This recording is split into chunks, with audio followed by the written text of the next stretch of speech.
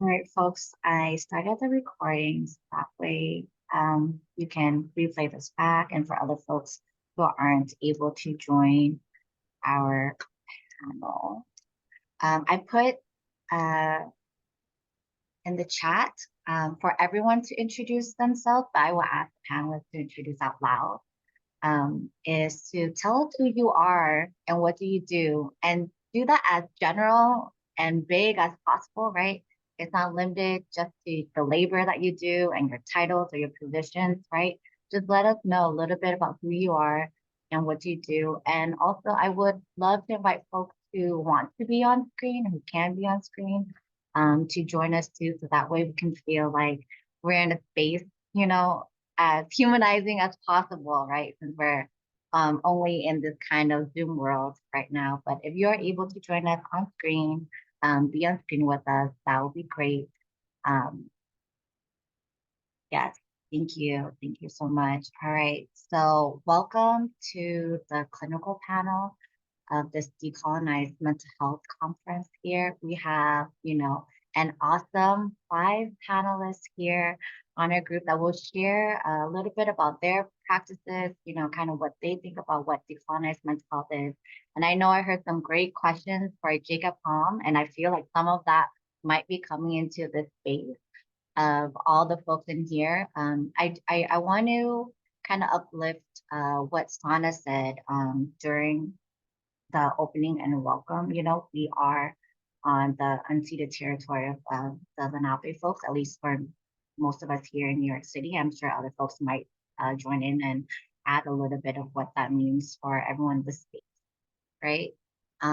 In addition to saying that, the folks on our panelists is not all represented in the Asian diaspora, as you know, right? There are many, many countries, right? Many intersectionalities on how that looks like within our diaspora, within our community, the Asian Pacific Islander community. So just knowing that folks are going to be sharing from their experiences on how they do this work with the decolonized lens. So thank you. And I'm seeing all the chat comes in. Okay, great, awesome. So I guess we can turn towards the panelists to let them introduce themselves. I might go from what I see on my screen. So Biba, you are the first one. If you want to let us know who you are, what do you do, and then I can popcorn to the rest of our team. Hi everyone. I was like, I'm next. I can feel it. I'm Biba. My real name.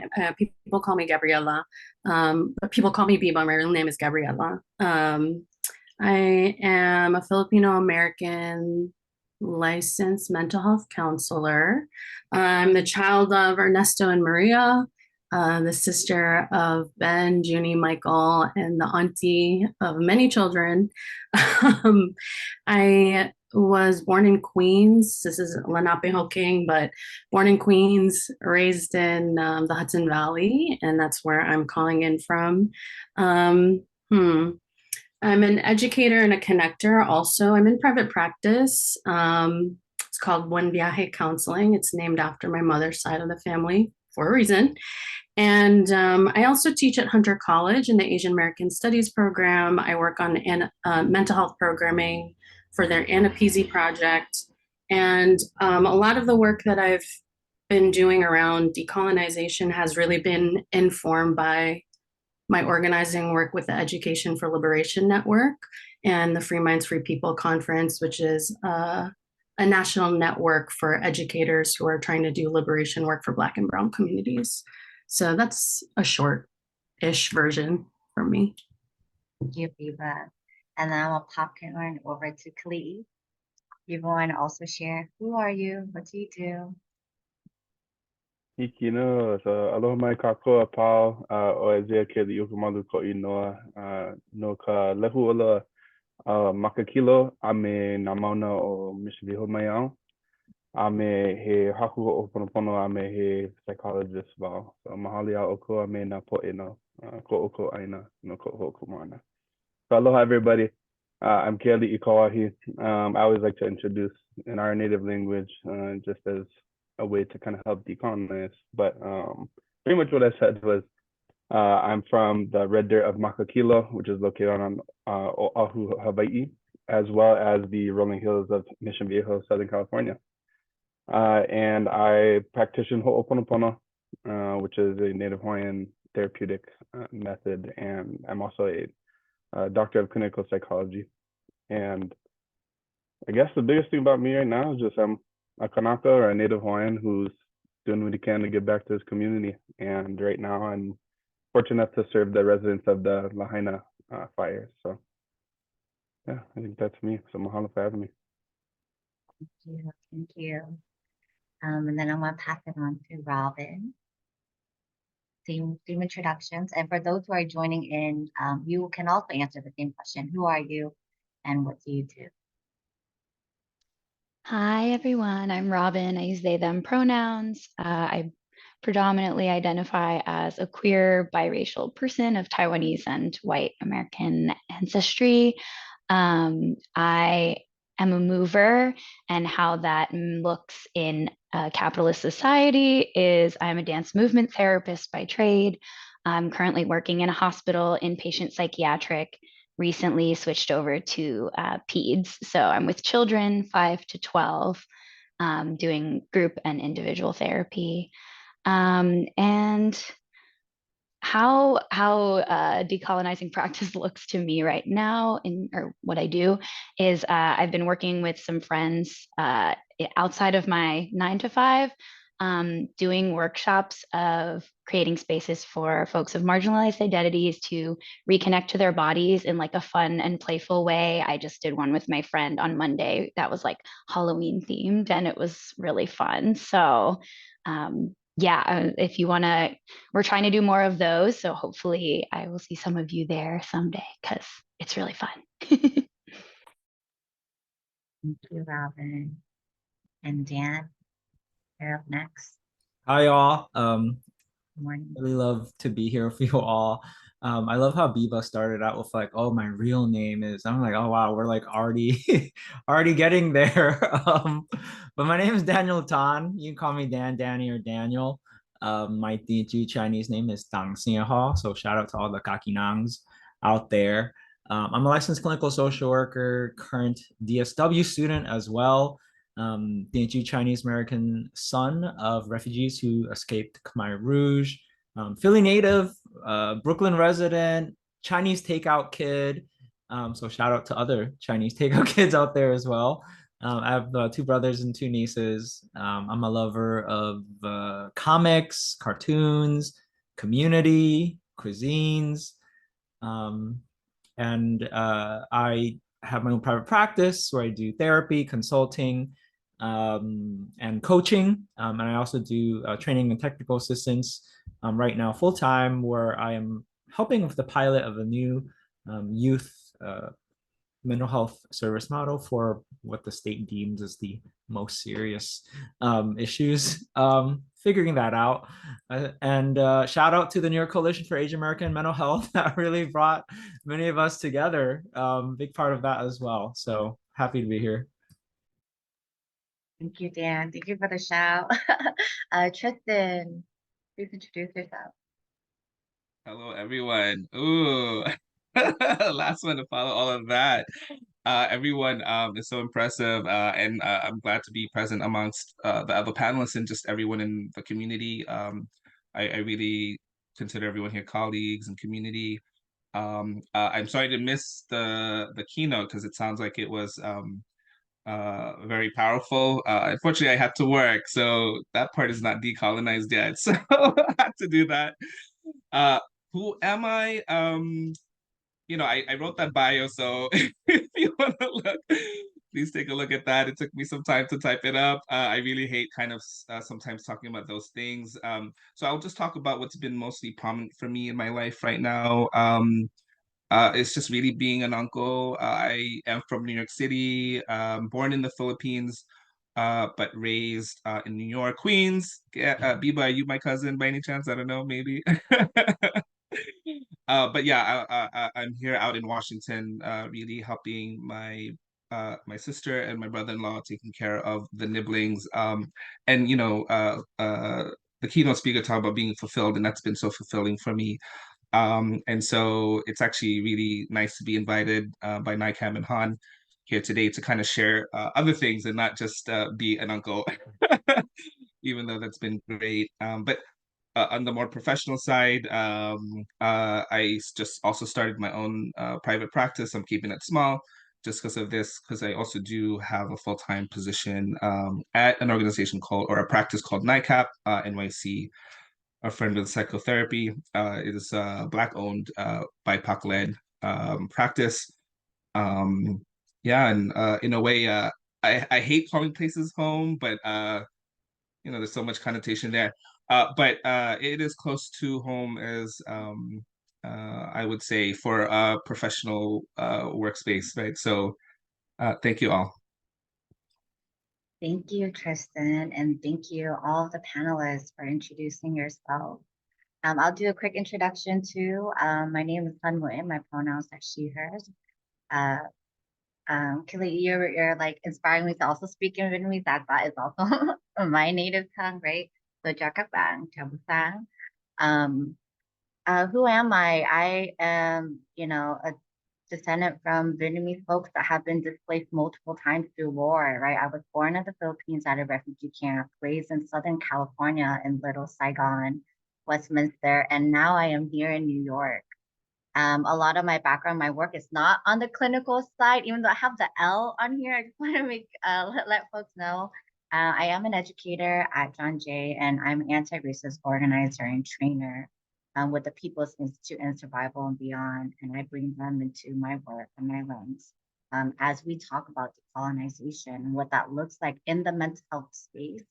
But as folks know and hear, and even some of the conversation around Jacob that it's a lot of intersection of different systems that kind of led us to where we are here to question, right, some of the ways that we have learned these kind of methodologies through our formal or not formal education. I see in the chat that we have a good amount of folks who are in this field already. So I'm just going to let the panelists know. Some folks are students, so maybe some folks are thinking about going into the space, right? So I feel like we have a mixed group of people here who are in the field, who are thinking about the field, or just want to listen in. What does it mean to have a decolonized mental health lens? So I'm just gonna throw our first question out there, and then I'm gonna hope that our panelists, if you feel whatever it is that speaks to you, to share a little bit about this. So as we were talking about decolonized mental health lens, right? There are some other things that are in place before we can really even deep dive into this conversation of how we are here on Turtle Island, right? And really thinking about our own socialization, right? How we have been conditioned, through different generations of where we are now. So I guess my first question for our panelists here is like, how does our socialization, whether it's you or collectively, around white supremacy and colonialism impact our worldview, especially on mental health?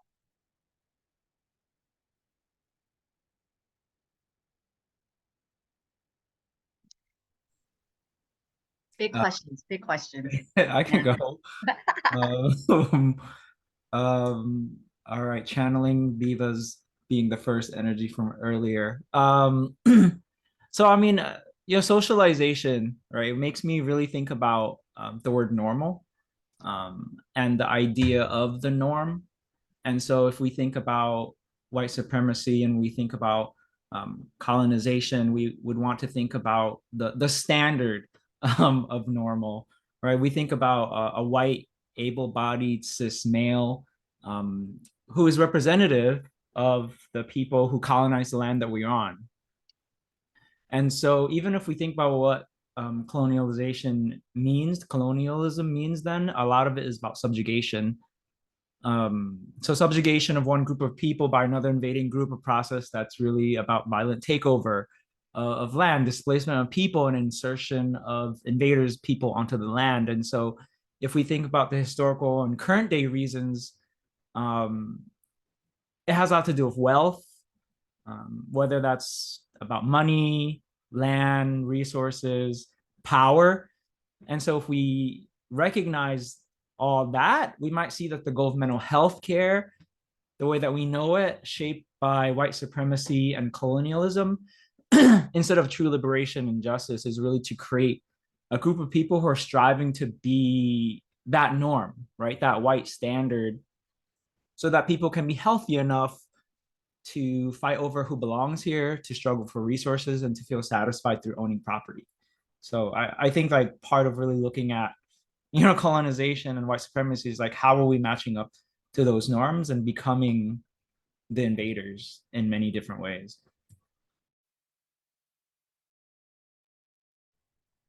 Jumping off of Dan's answer, I was also thinking about I'm in the midst of Paulo Freire's Pedagogy of the Oppressed, and thinking about this idea of like the hoarding of knowledge.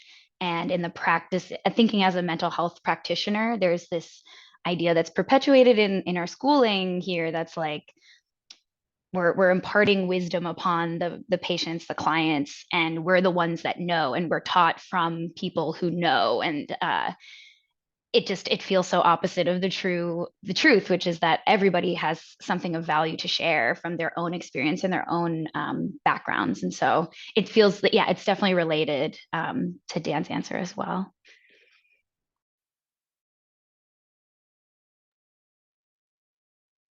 Yeah, I also want to jump in here. I did join late, so I'm not sure if this was spoken about yet, but socialization is the here and now, right? There's the past and the here and now.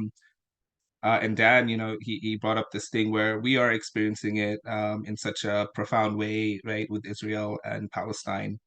And that socialization is actually happening as we are in this conference.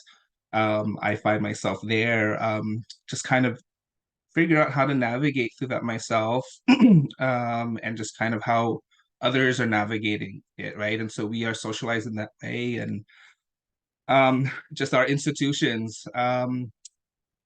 We're also a lot of us are social workers, are doing this work that's very altruistic, other whatever attachments we have to our names, but just schools are institutions that we're at. Sometimes uphold that, and we ourselves uphold that, right? Some of these things. And one of the things that I sort of knew, but it was really interesting that a professor had said it, that was sort of really, it felt very profound to me. I don't know how other folks felt about it, but she literally was like, oh, you're a gatekeeper, you're getting your MSW, you're getting your master's, and you will be a gatekeeper. What does that mean to you? And it was like, yeah, we as these professionals make decisions who gets access to what or not.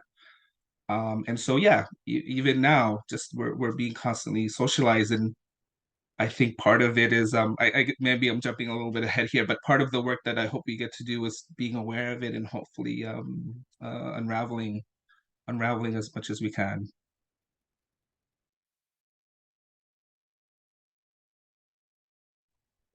Okay. I feel like honestly, you guys answered the question perfectly, so I don't have much to add. I think the biggest thing that pops in my mind that I think I can just highlight a little bit too is how it impacts the way that we diagnose, conceptualize, formulate interventions, and treatment planning.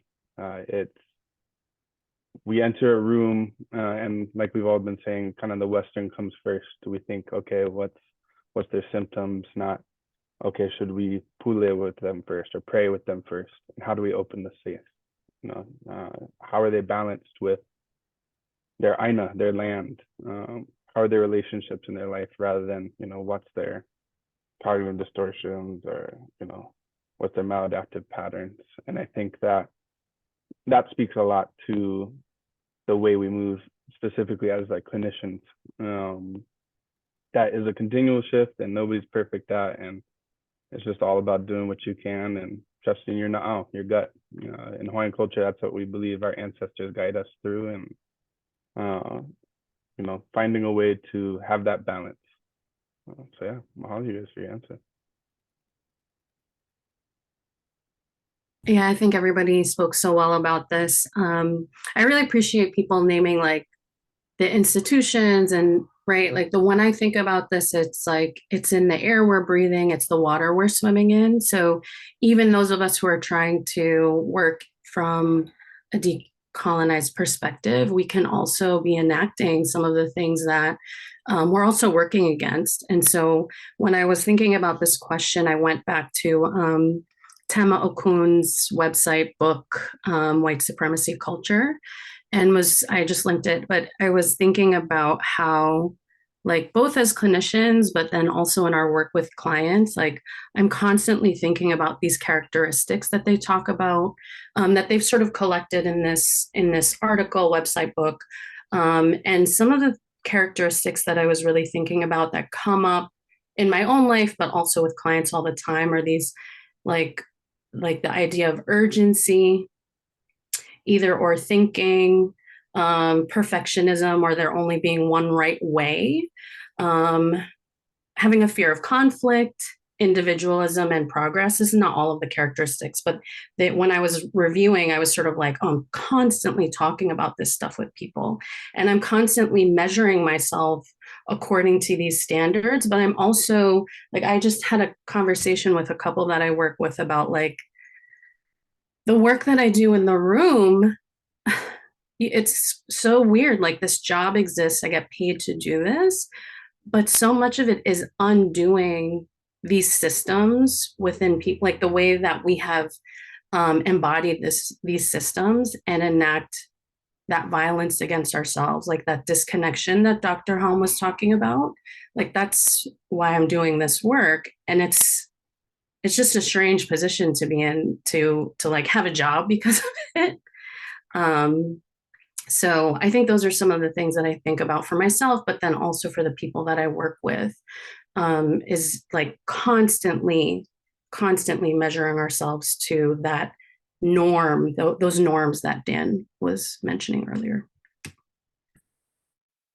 I really, even for me, I think about that too with my training during school. It's like, oh, I was taught how to be a white social worker. And now I got to deconstruct and unlearn everything and then relearn some new stuff, right?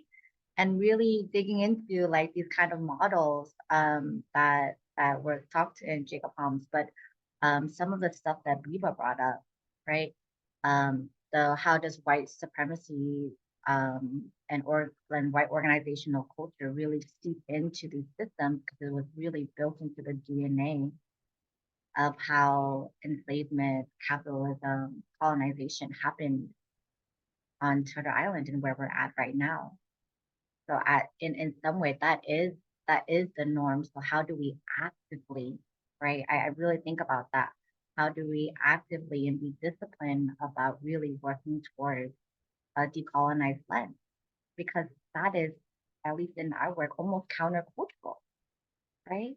And then, Keali'i, you even talked about like sometimes, the practices that we have learned from our ancestors, right, are not valued in the spaces that we're in, right? We're told to leave that out the door, but sometimes as relationship with people, we also know that that's what folks need, right? So how do we honor some of these ancestral and traditional spiritual way of being with ourselves, relational, because we don't want to be disconnected, but as Biba, and knowing that folks on this panel and folks in the field, that we can also perpetuate some harms if we don't recognize that we're gatekeepers in a sense, and that's a lot of power that we hold individually to do something about this work. So I really appreciate kind of what folks and Robin and Dan were sharing too.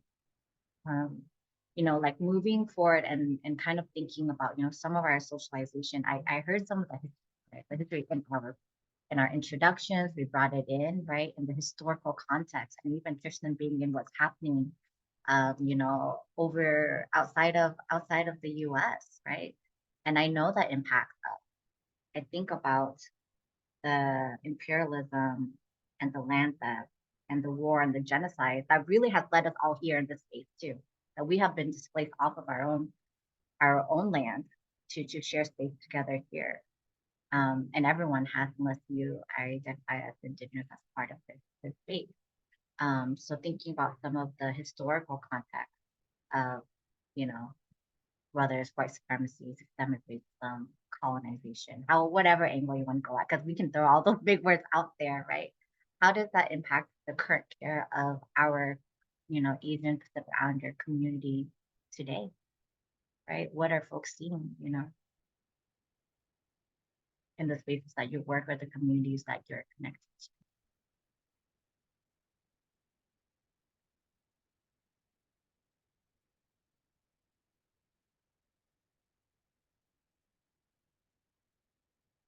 I can start off. I'm actually thinking about what Dan said about the norm and thinking about the ways that for API folks, there's these histories of displacement, there's histories of migration, right? There's this issue around belonging. Where do we belong? And even for those of us who are settlers on Turtle Island, like, what does that mean for us? What's our relationship to that? If we're even thinking about that. But then, right, we always have this question of like, oh, but when I go back home, I don't really feel like I'm at home there. Or when I'm here in the United States, I don't really feel at home here, right? But then there's constantly either place, especially for Filipinos at least, right? There's this, like, again, constant measuring against whiteness, right? Or that ideal. And so even for folks who feel very connected to their culture, in their subconscious, and in terms of the work that I'm doing, I'm constantly hearing like a questioning around value. It's not always like I'm worthless, but there's this like, well, I'm not performing in this way in college or at work, or I'm not able to produce as much. And then the feelings that come from that, I think, I think are some of the things that I see often as some of those impacts. I think also sometimes like a level, I know this is a very CBT, REBT thing, but like shoulding on ourselves, right? I think that's Albert Ellis of like, I should be like this, I should be like that. And so much of the work that I'm doing is questioning that, like interrogating that of like, why? Why do you have to be that way? What does that mean about your value, your self-worth, and your relationships with other people? And then I think about, because of those shoulds, specifically in our communities of color, the ways that hinders us or slows us down from seeking out mental health treatment a little bit early on. And so then when you get to clinics, when you get to the hospitals, a lot of our folks who are going in are like in a severe state of crisis with their mental health, right? And there was no prevention because they should not have been there in the first place. They should not have needed this. So I think about all of those things and the ways that whether, no matter what generation we are, I mean, it does matter a little bit what generation, but like, what are the ways we're trying to perform? And how does that perform whiteness, perform whoever's in power? And how is that impacting our health?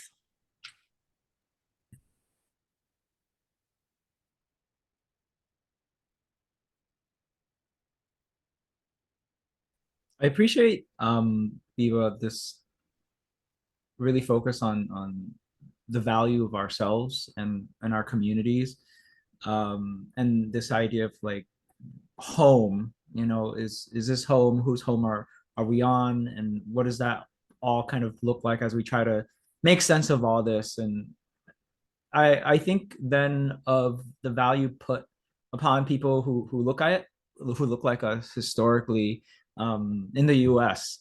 I think about the exclusionary immigration laws, the court cases that said we can never be normal.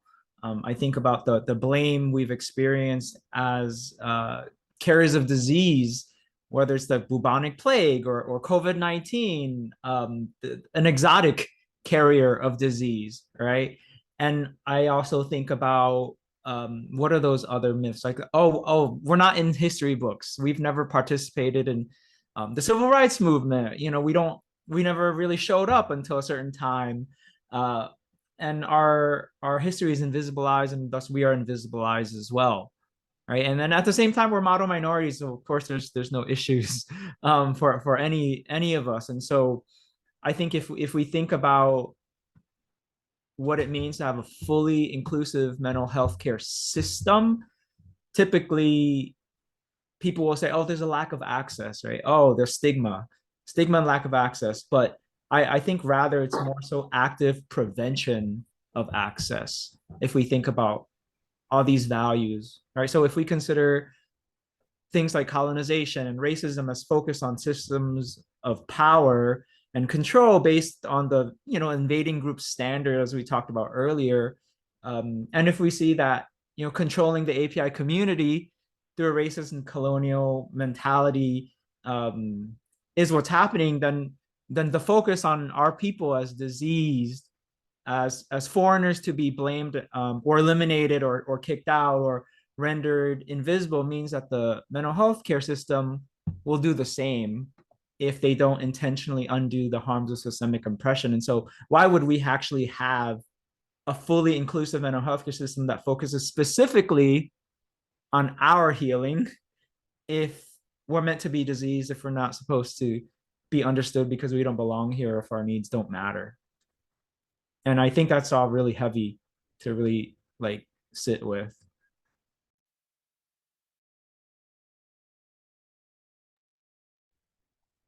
Ooh, Dan, that just brought up a whole lot for me as someone who does work within and the institution of like a hospital, especially inpatient psychiatry.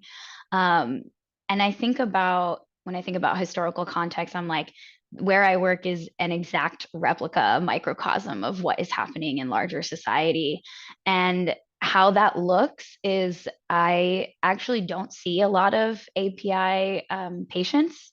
Um, but part of me is like, you know, I wish that we had access to, and not saying that inpatient, I don't think inpatient is actually helpful, to be honest. I don't think it's a helpful tool, but it is a representation of resources, right? And I wish that there were these resources available to our community. But then part of me feels glad that they're not there because, to be honest, it's not designed for us, right? Like Dan was talking about. I come in and like most of my clinical team is white. Most of my clinical team is like straight and cisgendered, and just all these different ways in which, I see the perpetuation of like this very specific way of diagnosing, this very specific way of like prescribing. And yeah, it's a very complicated place to work at. And I definitely don't see working within a system like this as a way of changing it.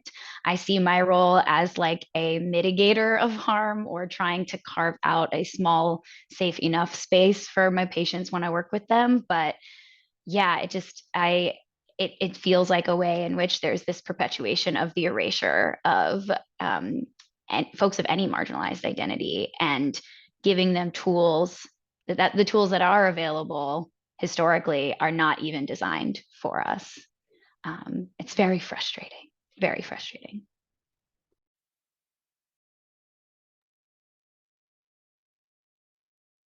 Tristan, Keali'i, I'm asking everyone. I could share something, I guess, specific to us Kanaka, to Native Hawaiians on that.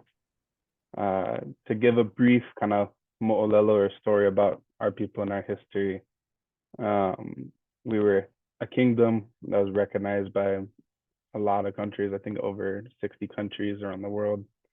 And we were overthrown by businessmen from America illegally. And to give the context of how recent that was, I was born in the state of Hawaii. My tutu, or my grandfather, was born in the territory of Hawaii, and his tutu, his grandfather, was born in the kingdom of Hawaii. And it's still fresh from 1776, when we first met Captain Cook, which was our first contact with Western civilization. We were estimated to have a population size of 800,000 to 1 million people. About 100 years later, we had about 27,000 of us left. Byproducts of that has caused a ban on our language. We weren't allowed to speak it in our schools. We weren't allowed to practice hula, which is our dance. And from this systemic oppression, we make up now only 16% of the state. There's officially, as of last year's census, or I believe 2 years ago census, more Native Hawaiians living outside of Hawaii than inside. And though we make up 16% of the state, we make up 40% of the prisons. And I think these numbers say a lot about the mental health state of Kanaka, as well as all of our API Ohana, all of you guys too. I think we all have a shared story. And really how that influences our mental health is this loss, this trauma, this intergenerational trauma, this grief that we all collectively face. And it can be daunting, you know, to face these things, but at the same time, if you look at how much Kanaka are now, I think there's about 400,000 of us. So you can also bounce back from these things. So the reason why I share our mo'olelo and our story in relation to this question is really to highlight this community that we have with each other, no matter what background you're from. And I think that if you don't have the textbook answer, or you don't have the kupuna or your ancestors' answer, you can rely on each other, which both answers and doesn't answer a question, but I figure that's important to share, and I appreciate being able to share our story as well. Mahalo.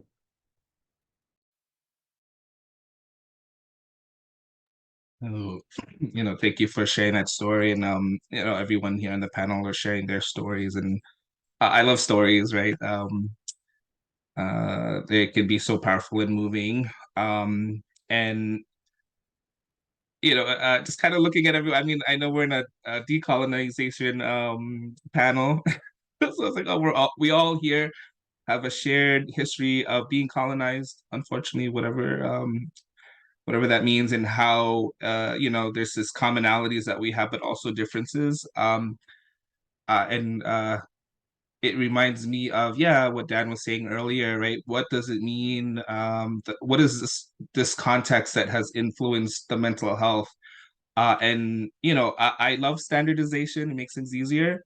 But what has happened is there is this standard of how to treat mental health in our communities, right? It's comes from this individualistic idea. It's the one, the self. And that's the standard, quote unquote. I think we're actively trying to resist it in however we can. But I just want to pull it here, right? That's the unfortunate thing about what colonization does and did. It has just made us into this place that doesn't acknowledge or celebrate the diversity. And I love reading all these bios. It's up right now, I love how we in this system that we are also unfortunately perhaps perpetuating the colonization, are also trying to resist it, right? Like what we get to do with our communities. And I think part of the things that I enjoyed kind of reorienting myself. It's been a while. I've sort of been out of the game a little bit in terms of community work. So I was like, oh, I'm on this panel. I feel like I got to brush up, and so I was looking up all these ideas of what does decolonization mean. And I love this video. This Black therapist, she spoke about community health, right? And that healing as a community is important. And that's often not included in this sort of white supremacist way. I mean, some of them are trying to do that now, but where they got that idea from? Who knows? But I love how that's on our minds, and really trying to highlight that for ourselves. Thank you, everyone. Again, I hear, parts of us, doing in this work, right? When we talk about that historical context, we really also think about where have we came from, right? How do we get here? Do we know some of that history? Do we know some of that grief, the trauma, the intergenerational piece that has led us to be here in the space and really look at healing, right? Sometimes I really think about who is the one that's causing trauma, right? And how are we expected to behave when these systems have been set up in a way that was not meant for folks who look like us, you know? There was a meme I was reading. It was all like, man, I'm tired of being traumatized. I'm gonna traumatize y'all back. And I was just all like, whoa there. And I think I just laugh at it because that's like the where is our ancestral kind of like anger and rage, right? That has been so like oppressed. And some of us in this space, we're not allowed to be. We have to look down. We're not allowed to make a big fuss about whatever it is that we work. And we know that if we don't look at our anger, right, then it turns into rage. And what does that do? And it can be helpful in so many ways, actually. And channeling us to do things and connect to folks. But really even honoring some of that, right? And I think, Tristan, that was such a great segue into really looking at how do we, define, I guess in the reasons why we're here, like decolonized mental health, right? And I know Tristan gave, your answer and what that can look like, but I want to share it with other folks on the panel too. What does decolonized mental health look like in your space? How do you define it in your work? Beyond work too, right? I want to think about not just tied to our labor, but how do we move with this lens? Anyone can jump in. I can start. When I was thinking about this question, specifically in the context where I work, the big one for me is belief patients. And I work with 5 to 12-year-olds, so there's already a power dynamic there. But I think about my role as like an advocate for the patients and their needs, even if it's not what the rest of the team sees or what the system has set up for them. Always believing and advocating. And then one of the things that an inpatient hospitalization does is when they're discharged, they have to be connected to some kind of resource. And so I think the more that the more research that I can do about what's available and connecting them to community and those kinds of things that may be more responsive to this particular needs of the patient, that's a way to like decolonize a little bit. So, yeah.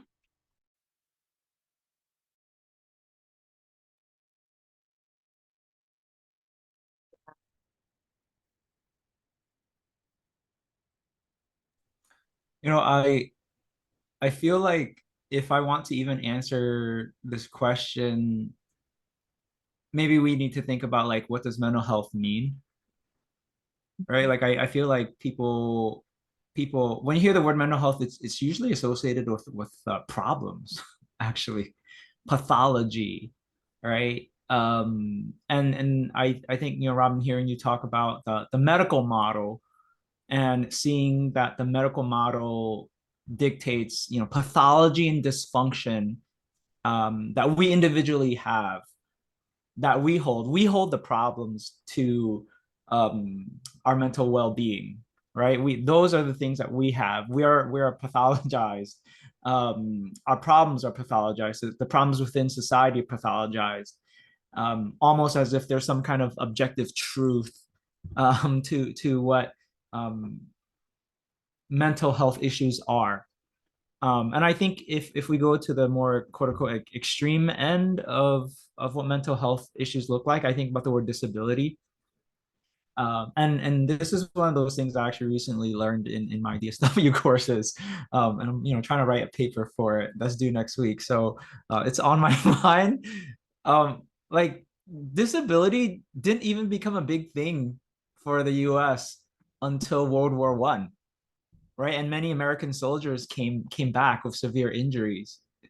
And the country had to develop rehabilitation as a whole kind of specialty within medical institutions to reintegrate the soldiers.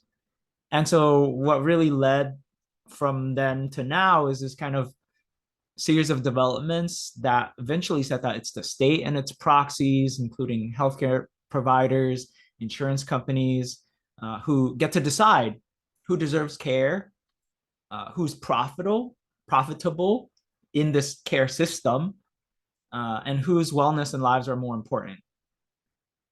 Right. And then I think we even talked about wanting a norm, right? I think Tristan, you mentioned it earlier, and the emergence of applying statistics to people entailed that there is a norm, right? The bell curve, and understanding that there is a norm on that bell curve means that there are deviations and outliers, and people outside of that norm will be seen as deviants.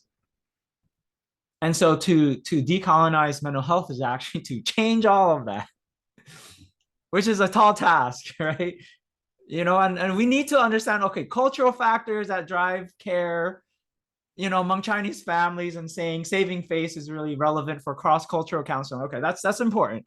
But it's also understanding the role that power plays in maintaining that status quo to the white able-bodied cis male norm, and really questioning who decided which mental health programs and policies and institutions are funded, built, and promoted, and for whom, to really actually work towards creating space for all of our minds, hearts, bodies, and souls, not just this pathologized version of who we are. So we need to change the conditions that create whatever this pathology is.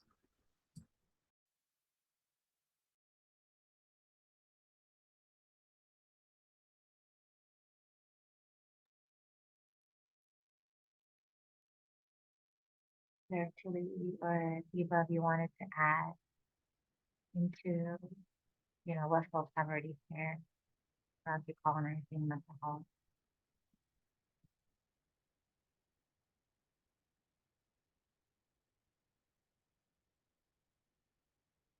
I feel like, you know, I'm so glad that you brought that up, Dan, on really having us to even interrogate what is the mental health, right?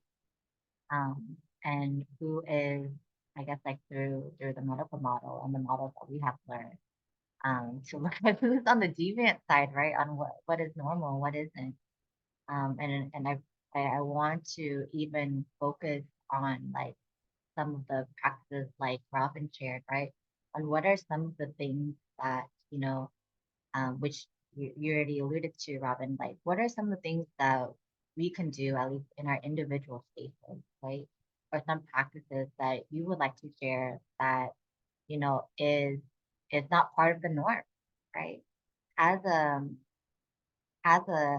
decolonized lens, right? So what is some of those things that you can offer for the folks in this room, you know, and how we can either practice, how we strategize, how we can approach in a way to move towards that direction.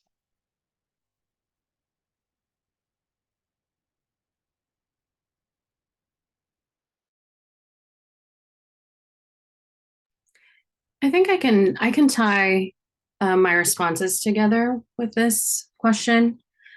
I think when I was contemplating like what does decolonized mental health look like, I actually think about the word decolonized and like the ways that we have to think about like what is our relationship to the land that we're on and like the land that we've come from. And so I think that's one thing. And it's like, for me, it's about, I think Dr. Hom talked a lot about this, and other folks on the panel have talked about this, of like connecting with other people. When I was like a little 20-year-old activist, I thought I had this like profound thought of like, oh, like oppression and capitalism, like make it hard for us to connect with one another, and they make it hard for us to love. And I think it's actually, it's carried through, I think, my work, where in like through decolonization, not only were we separated from the land that we were on and that we were stewards of, but we also were separated from ourselves, from the practice, from our communities and the practices of our communities, so from one another. And so when I think about what does it look like to decolonize in community and in the work that I'm doing, I think it's about like repairing some of those connections.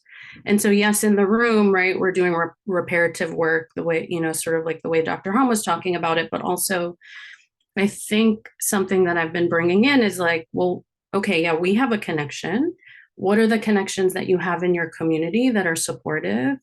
And then, like, what's the connection to your body? So Dr. Hom talked about somatics. Like, do you feel disconnected from yourself? I spent many years of my life just totally dissociated and being like, I'm moving through the world, but I'm like, what am I really doing? And I think I've had other teachers and mentors like help me with more ancestral practice, right? For a lot of Filipino Americans, there's like heavy Catholicism or Christianity that was part of our colonization. And while I still practice, I've been able to kind of broaden what my spiritual practice looks like through connecting with ancestors. And, I also don't want to act like, oh, all ancestors are great and here for our best interest. So we have to be careful with that. But again, sort of like the connection there. And then I think, yeah, bringing back, I guess this is connected, but like also bringing back ritual, not in sort of like that rote way that many of us have experienced through religion, but like I think about, again, connection to land, connection to the seasons. I used to hate winter so much because like I can't do anything, but it can also be a time to like go inward and to like respect that part of the season, to respect my relationship with the season. And, again, if we're thinking about white supremacy, it's like we have lights, we have heat, we have down coats from Canada. Like we can do all the work that we want in this weather, but like, what if we actually listen to our bodies and we're like, I'm actually going to work a little bit less, or I'm going to work a little bit slower. And so I think about like all of those bigger kind of like metaphysical connections that we've like cut in the process of colonization and in the process of coming over here, and then also having to like meet the standards of being here in the United States. So I think somatics, ancestral practice, bringing back ritual around, like Dr. Hom talked a lot about grief, like just our ability to tolerate grief is so low for many reasons, right? Sorry to sound a little judgmental. And then, but then also for celebration, I feel like Robin models this so well of just like bringing joy in. And that's something I've been working on because I'm like so serious. And it's like, okay, like you can have fun. That was part of our life before too. So bring that back. So those are some of the strategies, I guess, and principles that I bring. Right, Dan. You, Biba. And I also want to bring in Keali'i too, especially because knowing, with the story that you shared, I'm sure you can give us some wisdom on how do we bring that also into our world or into our path. Mahalo, and mahalo Biba for your story. I actually kind of to weave into it in terms of answering both questions, but also kind of bringing things together. I think that space for me looks like, let's say, if we're talking about just how a decolonized mental health space looks, it looks like a room where you have practitioners of cultural practices, you have psychologists, psychiatrists, social workers, and you can have somebody say, hey, I think that this is a spiritual problem, and it's accepted just as much as if somebody said, I think they need a prescription of whatever, right? And in terms of kind of taking that step forward for, what can we do as the ones that are going to be helping and aiding others? I think exactly what people said is perfect. Something my tutu or my godfather said is, you have to clean your own house before you clean somebody else's. And if we want to frame it as self-care, whatever it is, we got to make sure that we set time aside for our ohanas, our families, for just fun and joy, and really be able to be the best that we can to open those spaces. And one last thing, I guess, to add to that too, in terms of the actual clinical work, is to remember that you have just as much to learn about healing from your ancestors as you do the Western ones. You know, you hold equal footing. Yeah, I'm excited to share more on the next question, so I'll pause there. Thank you. I think I'm not gonna lie, I did prep our panelists with a good amount of questions, but I also want to make sure that we pull from the room as well. So, and I think it leads into some of the things that we're thinking about too, on like what does collective healing look like, some of our accountability. So I am gonna open it up to the room, and I think they already have some questions that for you, Keali'i. I see that you mentioned opening up the room with healing process in a different way instead of just looking for symptoms. Could you please elaborate, in addition to the other question, and other folks can jump in for that too? What are some of the ancestor or rituals? I lost the question. That you can bring into your practice or session. A combined question for everyone. Yeah. Oh, mahalo for the question, Connie.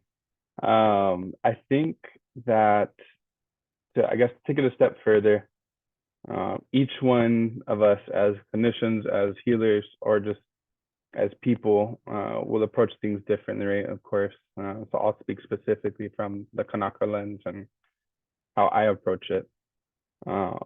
But first off and foremost, a lot of what we do and how we approach things is through spirituality, through that understanding that spiritual things can have an impact on us too. And that if you want to really open the room from a cultural lens, you can start off with song, with chants, with prayer, as well as using mediums. So to give a mo'olelo, a story again, that's kind of how we pass EK, our knowledge in Hawaii. We tell stories. My tutu, which is my grandfather, he's a haku ho'oponopono, which is a ho'oponopono practitioner.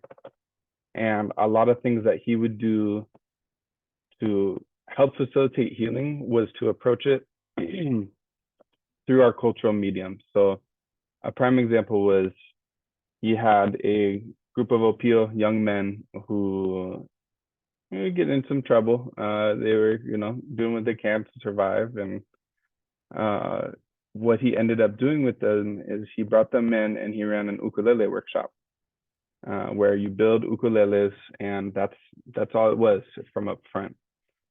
And he used that and taught them how to bring the pieces together. But while that's going, and working with your hands, that's when things started to open up. Some of the boys would end up talking just about their day, sports, and whatnot. And then usually at some point, one of them would start to open up about something heavy, something that happened with their ohana, something that happened the night before. And through that working through their hands, through that medium, that allowed them to kind of access and reconnect that part. Another kind of format of that is when you complete the ukulele, you play it. You create songs and sounds from it that connect you back to your ancestors. And I can't tell you how many grown men I've seen cry from having them play a song on their ukulele after. It's one of these things that I think you can set up in a way that incorporates both Western and your cultural, because I think that's one of the hardest parts in decolonizing is we've had to fight so hard to hold on to our practices and validate them from the Western lens that it's really easy, and don't get me wrong, sometimes I do it too, or a lot of times you want to push away the Western, but at least from our ancestors, the way forward is together. We were a people that welcomed in other cultures, not kept them out. So to long story short, that, yeah, bring in what you can and adjust it in your own way.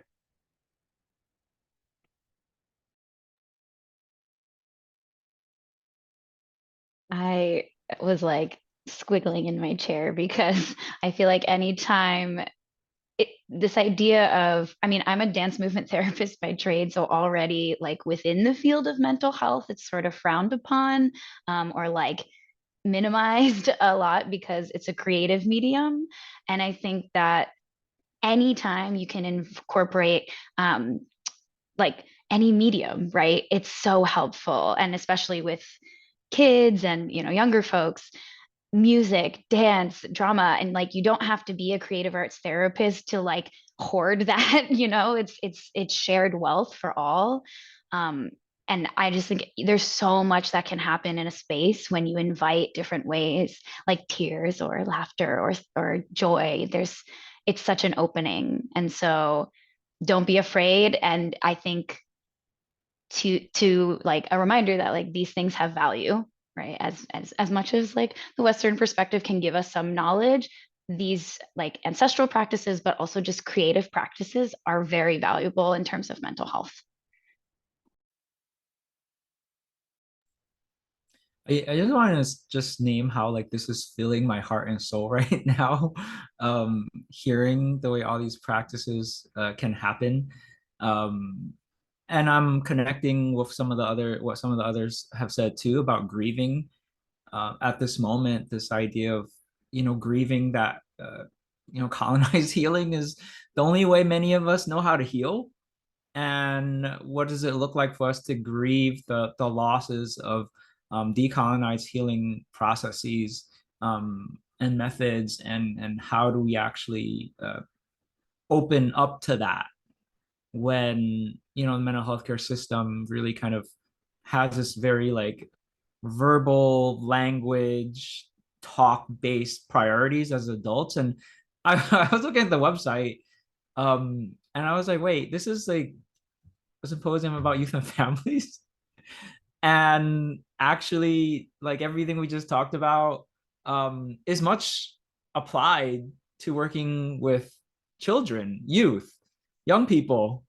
And yet, as we grow older and get socialized into adults, it's just like, nope, no ukuleles in the session, you know, no dance in a group with your fellow 7-year-olds. Like, no, like we can't do that anymore, as if becoming adults meant we washed away and erased that part of ourselves. So I just wanted to give some appreciation for the fact that, you know, we want to actually maintain that and promote that, and really think about the fact that, you know, children, youth, young people, they're not little adults, but you know, adults can be big kids and if we allow ourselves to be as well.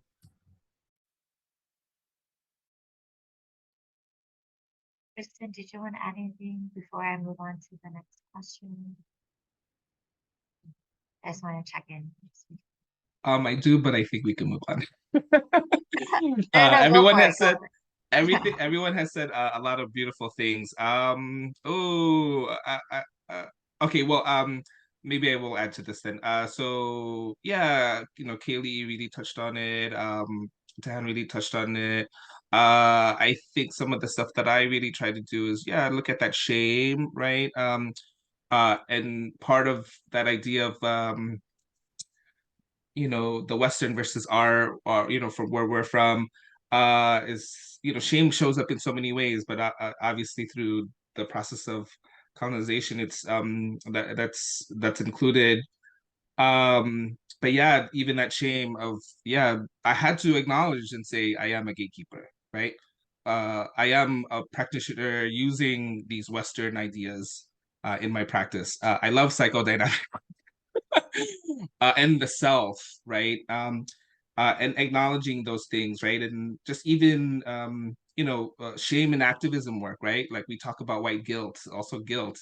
You know, how do we now perpetuate that for ourselves when we have that shame and guilt in ourselves and in what we do, and really being able to reconcile that? And I think that is part of the decolonization, is just really I don't want to just say shed it, but navigating through the shame and guilt that can show up for us as the self, and not just ignoring community as well. Like we have to do, I don't even want to use that language. We get to do all of that, hopefully, is community and the self, right? Take care of ourselves and each other, just as Kalia was saying. Thank you. I know it is 12:15. I'm gonna ask if it's okay. We just have 5 more minutes of our time since we stopped a little late, just for one more question, and then we'll just have like a closing, one word kind of situation. It's how I'm gonna have a transition out. I have a question in my chat that are there times when liberatory mental health practices or practice informed by critical consciousness lens that are not decolonizing? And what is meaningful about decolonizing specifically? They just ask as if, just like a thought exercise for them to understand better. What do you folks think? I'm gonna put it in the chat. Visually look at.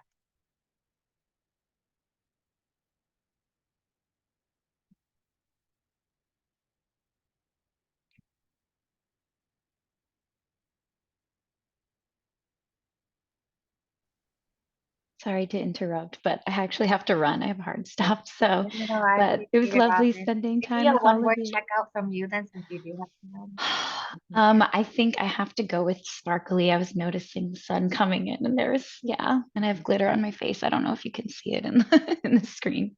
So I feel sparkly after sharing with all of you. Thank you. Thank you. Thank you, Robin. I know I think we're gonna have a 2-minute warning soon. It's a hard question to answer when we have like a minute.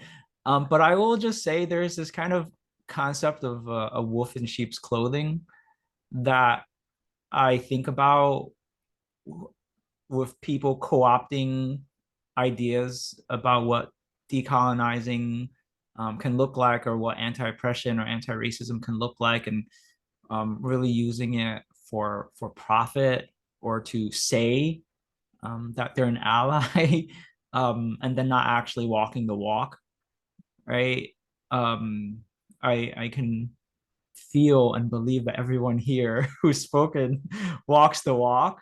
So I'm not concerned that you're all wolves, but there are people out there who will actually pretend that they're really about this, and use it and speak in such an intellectual way about it, but they don't actually do it in their communities, their relationships, the people that they see in sessions, right? There's this difference for some reason between the ally outside of mental health spaces versus working with someone in close relationship for the purposes of healing. And I think that can be really damaging.